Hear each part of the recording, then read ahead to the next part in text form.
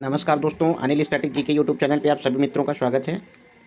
आइए दोस्तों, आज से नई सीरीज स्टार्ट कर रहे हैं, सीरीज 2। और इसके माध्यम से हम लोग 150 क्वेश्चंस को सॉल्व करेंगे, जो कि आगामी आने वाली सारी प्रतियोगिता परीक्षा यानी यूपी पीएससी आरओ एआरओ या हाईकोर्ट आरओ एआरओ या छोटे एग्ज़ाम की बात कर सकते हैं, यूपी लेखपाल और सुपर टिट और टिट के एग्ज़ामों में ये सभी इंपॉर्टेंट हैं। तो इसको आप लोग ध्यान से सॉल्व कीजिए और इसको बार बार देखिए। 2 बार देखने पर आपको सारे करंट अफेयर्स याद हो जाएंगे। तो देर न करते हुए दोस्तों बात करते हैं कुछ महत्वपूर्ण क्वेश्चंस की। फर्स्ट क्वेश्चन है, भारत अब तक कुल कितनी बार ब्रिक्स शिखर सम्मेलन की अध्यक्षता कर चुका है? तो 2 बार, 3 बार, 4 बार या 1 बार। तो इसका जो आंसर सही हो जाएगा वो आंसर कौन सा सही हो जाएगा? 3 बार। अब इसकी व्याख्या की बात करते हैं, तो व्याख्या में दिया गया है भारत अब तक कुल 3 बार ब्रिक्स शिखर सम्मेलन की अध्यक्षता कर चुका है। कब कब? 2012 में, 2016 में और 2021 में। 9 सितंबर 2021 को प्रधानमंत्री ने वीडियो कॉन्फ्रेंसिंग के माध्यम से दुनिया के 5 बड़े देशों ब्राज़ील, रूस, भारत, चीन और दक्षिण अफ्रीका की सदस्यता वाले ब्रिक्स के 13वें शिखर सम्मेलन की अध्यक्षता की। ठीक है, तो मोस्ट इंपॉर्टेंट यहाँ से है ब्रिक्स का ये कौन सा शिखर सम्मेलन था? तो याद रखिएगा 13वां शिखर सम्मेलन था। ठीक है, इसकी बात करते हैं BRICS @15 intra BRICS corporation of continuity consolidation of consensus इस सम्मेलन की थीम थी। तो मोस्ट इंपॉर्टेंट है, इसकी थीम याद रखिएगा ब्रिक्स @15। ठीक है, ये याद रखिएगा। यहाँ से हर एग्जाम में क्वेश्चंस पूछे जाएंगे। प्रधानमंत्री नरेंद्र मोदी द्वारा दूसरी बार ब्रिक्स शिखर सम्मेलन की अध्यक्षता की। ठीक है, तो प्रधानमंत्री नरेंद्र मोदी ने दूसरी बार इस ब्रिक्स शिखर सम्मेलन की अध्यक्षता की। ठीक है दोस्तों, अगला क्वेश्चन क्या है? क्वेश्चन नंबर 2 है, सही कथन की पहचान कीजिए। महाराष्ट्र के तटीय क्षेत्रों में सितंबर 2021 को चक्रवर्ती तूफान गुलाब आया।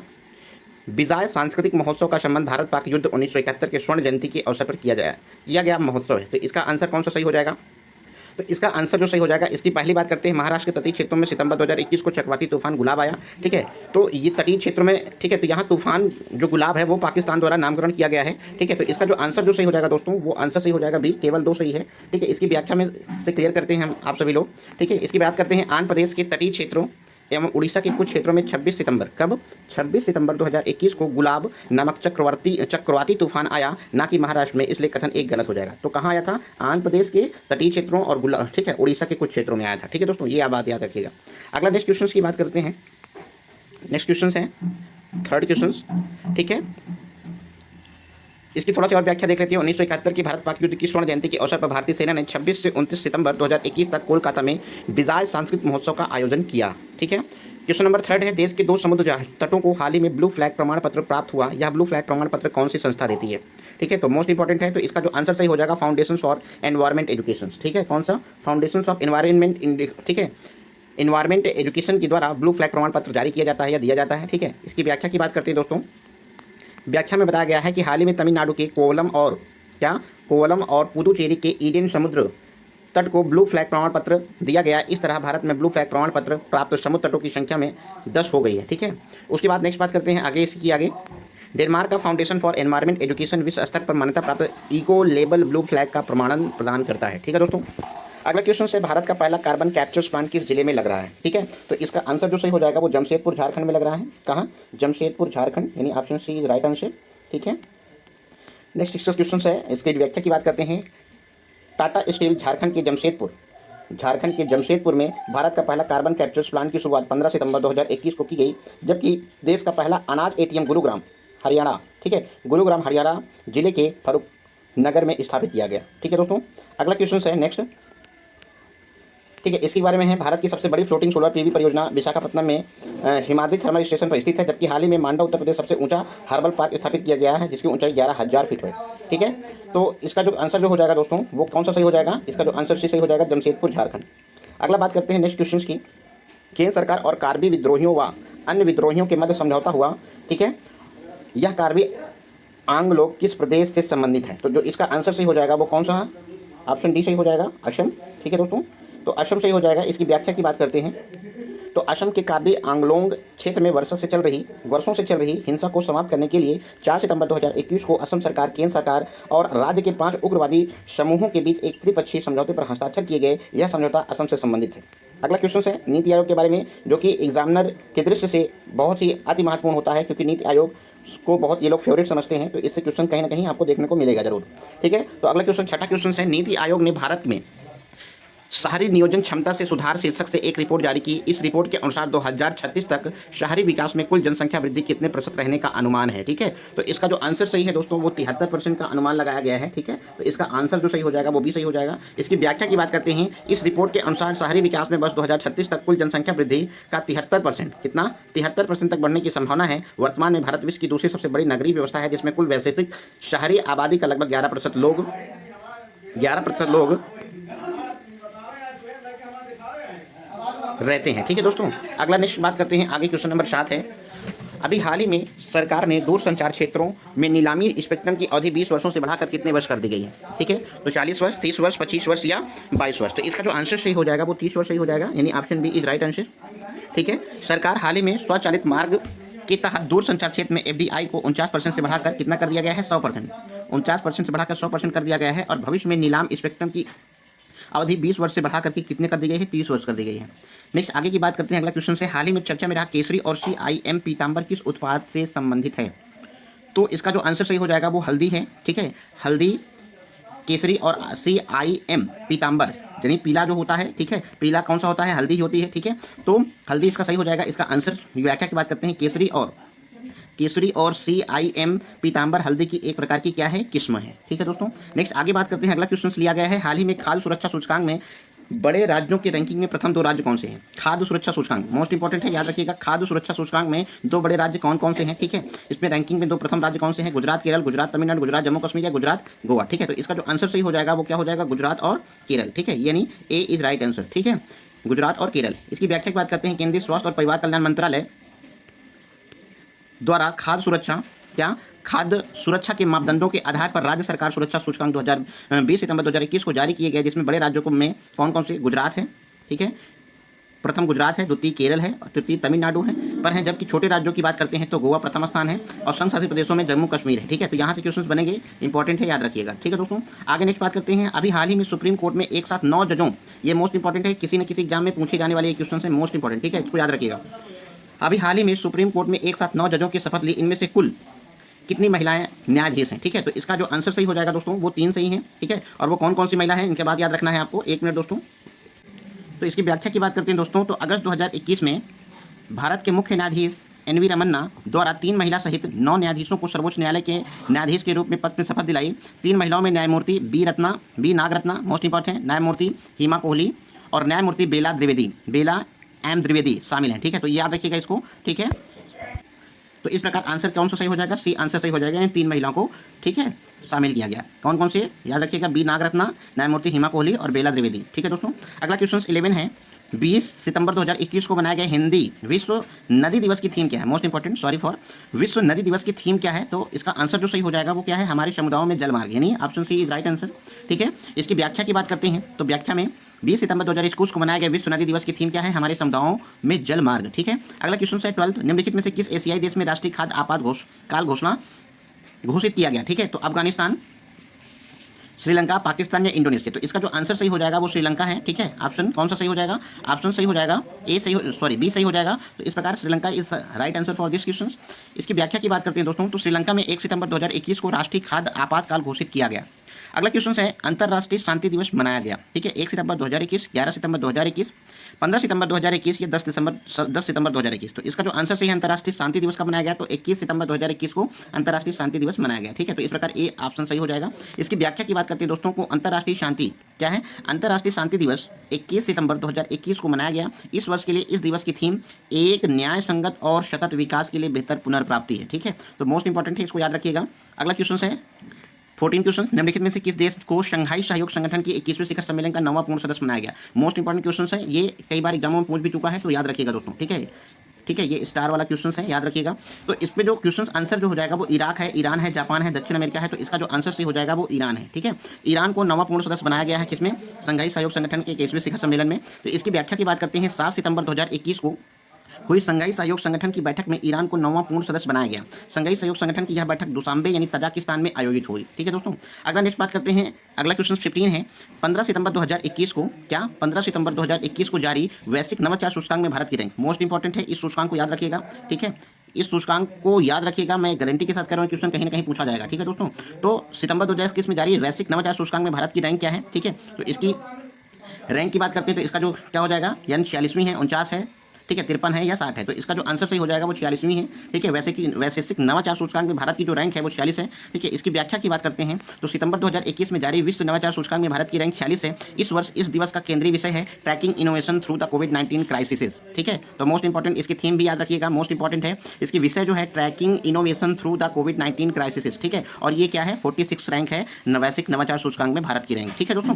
अगला क्वेश्चन बात करते हैं 16 सितंबर 2021 में टाइम पत्रिका द्वारा जारी 100 प्रतिभाशाली लोगों की सूची में कितने भारतीयों को शामिल किया गया है, ठीक है। तो इसका जो आंसर सही हो जाएगा दोस्तों वो कितने शामिल किया गया है, 3 को शामिल किया गया है, ठीक है। तो इसका आंसर जो 20 सही हो जाएगा। इसकी व्याख्या की बात करते हैं तो टाइम पत्रिका द्वारा जारी 100 प्रतिभाशाली लोगों की सूची में 3 भारतीयों को शामिल किया गया है, ठीक है। पहला कौन सा है, पहले प्रधानमंत्री मोदी जी हैं, ठीक है। दूसरा ममता बनर्जी जो पश्चिम बंगाल की सीएम है, और तीसरा जो है वो आधार पूनावाला जो सीईओ सीरम इंस्टीट्यूट यानी जो, ठीक है, यानी आधार पूनावाला जो सीरम इंस्टीट्यूट जो, ठीक है, कहाँ है, हैदराबाद में है, जो कोविशील्ड बनाया था, ठीक है। तो वो जो हो जाएगा तीसरा। तो प्रधानमंत्री नरेंद्र मोदी, ममता बनर्जी पश्चिम बंगाल की सीएम, और आधार पूनावाला जो सीईओ यानी chief executive officer CM institute, serum institute की, ठीक है। तो इसका आंसर जो सही हो जाएगा वो क्या सही हो जाएगा, 3, ठीक है।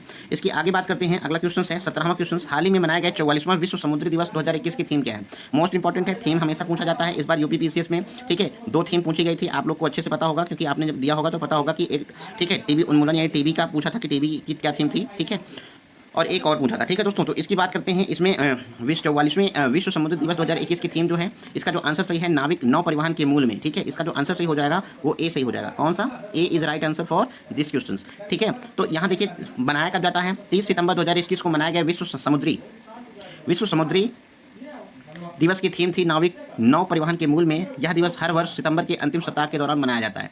अगला क्वेश्चन है 18, 16 सितंबर 2021 को मनाया गया विश्व ओजोन दिवस की थीम क्या है। यहाँ से की पॉइंट्स है, पहले तो आपसे पूछा जाता है विश्व ओजोन दिवस कब मनाया जाता है, तो आपका यहीं से एक आंसर सही हो जाएगा, 16 सितंबर को विश्व ओजोन दिवस मनाया जाता है।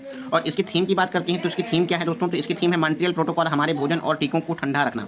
नहीं, इसका जो आंसर सही हो जाएगा वो answer A is right answer, ठीक है। मॉन्ट्रियल प्रोटोकॉल हमारे भोजन और टीकों को ठंडा रखना, ठीक है। तो यहाँ इसकी व्याख्या की बात करते हैं। 16 सितंबर 2021 को मनाया गया विश्व ओजोन दिवस की थीम थी मॉन्ट्रियल प्रोटोकॉल, हमारे भोजन और टीकों को ठंडा रखना, ठीक है।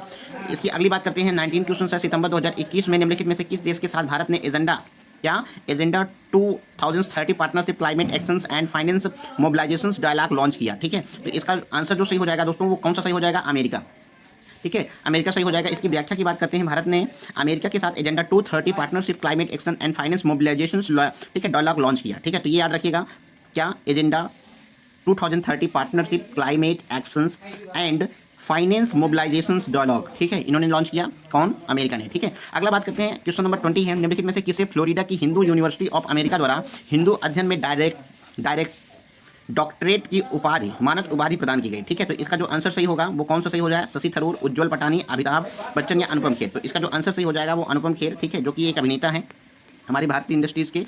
तो भारतीय अभिनेता अनुपम खेर को फ्लोरिडा स्थित हिंदू यूनिवर्सिटी ऑफ अमेरिका द्वारा हिंदू अध्ययन में डॉक्टरेट की मानद उपाधि प्रदान की गई, किन्हें, अनुपम खेर को, ठीक है। अगला क्वेश्चन है 21, विश्व बौद्धिक, ये भी इंपॉर्टेंट है, स्टार लगा लीजिए इसमें भी, ठीक है, ये वेरी इंपॉर्टेंट है, याद रखिएगा, ठीक है। तो यहाँ से क्वेश्चन आ रहे हैं। विश्व बौद्धिक संपदा संगठन की ओर से जारी वैश्विक नवाचार सूचकांक 2021 में भारत में निम्नलिखित कितने स्थान पर आ गया। विश्व बौद्धिक संपदा संगठन की ओर से जारी वैश्विक नवाचार सूचकांक 2000, अभी इसके पहले आपने क्या पढ़ा, 46 था, ठीक है, कितना था इसके पहले आपने पढ़ा था, ठीक है, नवाचार सूचकांक। तो इसमें क्या है, विश्व बौद्धिक संपदा संगठन की ओर से जारी वैश्विक नवाचार सूचकांक 2021 में रैंकिंग में भारत निम्नलिखित में किस स्थान पर है। तो इसका जो आंसर सही हो जाएगा वो आंसर क्या हो जाएगा, 46वें स्थान पर है, ठीक है। तो इसकी बात करते हैं। विश्व बौद्धिक संपदा संगठन की ओर से जारी वैश्विक नवाचार सूचकांक यानी GII में भारत ने 2 पायदान की छलांग लगाई। 2021 में भारत 46वें स्थान पर पहुंच गया। संगठन के मुताबिक भारत की रैंकिंग 2015 के बाद से ही तेज रफ्तार में बढ़ रही है। 2015 में जहां भारत के GII 81 था, वहीं 2021 में यह 46वें पायदान पर पहुंच गई, ठीक है दोस्तों। अगला क्वेश्चन है नेक्स्ट, उद्योग जगत में उल्लेखनीय योगदान हेतु निम्नलिखित में से किसे रामकृष्ण बजाज मेमोरियल ग्लोबल पुरस्कार प्रदान किया गया, ठीक है। तो बजाज मेमोरियल ग्लोबल पुरस्कार किसे प्रदान किया गया है, मुकेश अंबानी को, रतन टाटा को, या साइरस मिस्त्री को, या गौतम अडानी को, ठीक है। तो इसका जो आंसर सही हो जाएगा वो कौन सा सही हो जाएगा, गौतम अडानी, जैसा कि आप देख रहे हैं, ठीक है। इसकी व्याख्या की बात करते हैं दोस्तों। देश के उद्योग जगत और आत्मनिर्भर भारत के निर्माण में उल्लेखनीय योगदान देने के लिए प्रसिद्ध उद्योगपति गौतम अडानी को ख्याति प्राप्त रामकृष्ण बजाज मेमोरियल ग्लोबल पुरस्कार से सम्मानित किया गया। अगला क्वेश्चन 23 है, निम्नलिखित में से किस देश ने अंतर्राष्ट्रीय नीतियों पर अपना प्रभाव बढ़ाने के लिए 11 देशों के लिए एशिया प्रसाद मुक्त व्यापार समूह यानी एशिया पैसिफिक फ्री ट्रेड में शामिल होने के लिए आवेदन किया है, ठीक है। तो इसका जो आंसर सही हो जाएगा दोस्तों वो चाइना सही हो जाएगा, यानी चीन सही हो जाएगा। इसकी व्याख्या की बात करते हैं तो चीन की अंतर्राष्ट्रीय नीतियों पर अपना प्रभाव बढ़ाने के लिए 11 देशों के एशिया प्रशांत मुक्त व्यापार समूह में शामिल होने के लिए आवेदन किया है। ट्रांस पैसिफिक पार्टनरशिप के लिए व्यापक और प्रगति समझौते पर Asia Pacific free trade grouping के प्रतिनिधित्व के रूप में वाणिज्यिक मंत्री वांग वेंटाओ द्वारा न्यूजीलैंड के व्यापार मंत्री को आवेदन प्रस्तुत किया था। चीन की इस शुरुआती समूह में शामिल नहीं किया जाता था। ठीक है दोस्तों, अगला नेक्स्ट बात करते हैं। अगला क्वेश्चन है, केंद्रीय मंत्रिमंडल ने आपदा जोखिम न्यूनीकरण और प्रबंधन के क्षेत्र में सहयोग के लिए भारत तथा किस देश के साथ बीच समझौता ज्ञापन को मंजूरी दी है। ठीक है, तो नेपाल है, पाकिस्तान है, इटली है या बांग्लादेश है। तो इसका जो आंसर सही हो जाएगा वो दोस्त क्या हो जाएगा, इटली सही हो जाएगा। क्या, इटली इज राइट आंसर, यानी option C is right answer. ठीक है दोस्तों, इसकी व्याख्या की बात करते हैं दोस्तों। तो इसकी व्याख्या है, केंद्रीय मंत्रिमंडल ने आपदा जोखिम न्यूनीकरण और प्रबंधन के क्षेत्र में सहयोग के लिए भारत तथा इटली के बीच समझौता ज्ञापन को मंजूरी दी। इस समझौता ज्ञापन के तहत एक ऐसी प्रणाली का निर्माण किया जाएगा जिससे भारत एवं इटली दोनों देशों को आपदा जोखिम न्यूनीकरण और प्रबंधन के क्षेत्र में महत्वपूर्ण लाभ होगा। इसके तहत दोनों क्षेत्रों देशों को एक दूसरे की आपदा प्रबंधन प्रणाली में लाभ प्राप्त करने और आपदा प्रबंधन के क्षेत्र में तैयारी, प्रतिक्रिया एवं क्षमता निर्माण को मजबूत करने में मदद मिलेगी। ठीक है दोस्तों, अगला नेक्स्ट क्वेश्चन है, किस राज्य ने के स्टार्टअप कोलोसल बायोसाइंसेज ने वूली मैमथ, मोस्ट इंपॉर्टेंट है, या उनके जैसे जानवरों को विलुप्त होने से बचाने और उन्हें साइबेरियाई टुंड्रा के ठंडे परिदृश्य में लाने की अपनी योजना को घोषित किया है या घोषणा किया है। ठीक है, तो इसका जो आंसर सही हो जाएगा वो अमेरिका सही हो जाएगा।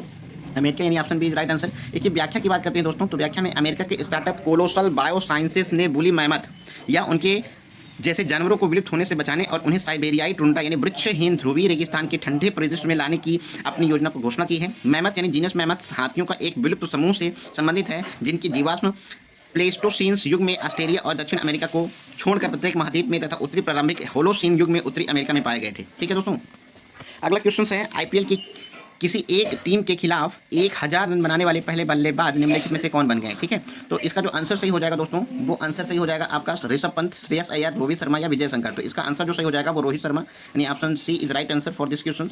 इसकी व्याख्या की बात करते हैं तो मुंबई इंडियंस के कप्तान रोहित शर्मा, अब आपको याद होना चाहिए मुंबई इंडियंस के कप्तान जो है वो कौन है, रोहित शर्मा जी है। ठीक है, तो मुंबई इंडियंस के कप्तान रोहित शर्मा ने एक खास उपलब्धि हासिल की। रोहित आईपीएल में किसी एक टीम के खिलाफ 1000 रन बनाने वाले पहले बल्लेबाज बन गए हैं। ठीक है, बल्लेबाज बन गए हैं।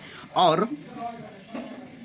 रोहित शर्मा के नाम अब कोलकाता के खिलाफ 29 पारियों में 1015 रन हो गए हैं। इस दौरान उनका औसत 46.13 का रहा है। इसके अलावा रोहित के आर के खिलाफ अपने 100 चौकों भी पूरी किए। वे केकेआर के खिलाफ 100 चौके जड़ने वाले पहले बल्लेबाज बन गए हैं। ठीक है, अगला क्वेश्चन है, ठीक है, तालिबान सरकार किसे अपना अफगानिस्तान का नया संयुक्त राष्ट्र राजदूत नियुक्त किया गया है। ठीक है, तो इसका जो आंसर सही हो जाएगा वो ए सही हो जाएगा, सुहेल शाहीन को। ठीक है, ये चर्चा में है दोस्तों, इसको बहुत अच्छे से याद कर लीजिएगा। ठीक है, सुहेल शाहीन को क्या बनाया गया है, अफगानिस्तान का नया संयुक्त राष्ट्र राजदूत बनाया गया है। ठीक है, व्याख्या की बात करते हैं तो तालिबान ने अपने दोहा के प्रवक्ता सुहेल शाहीन के नाम की घोषणा अफगानिस्तान का संयुक्त राष्ट्र राजदूत के तौर पर की है। सुहेल शाहीन तालिबान के प्रवक्ता हैं और उन्होंने कतर शांति वार्ता में तालिबान पर प्रतिनिधित्व किया था।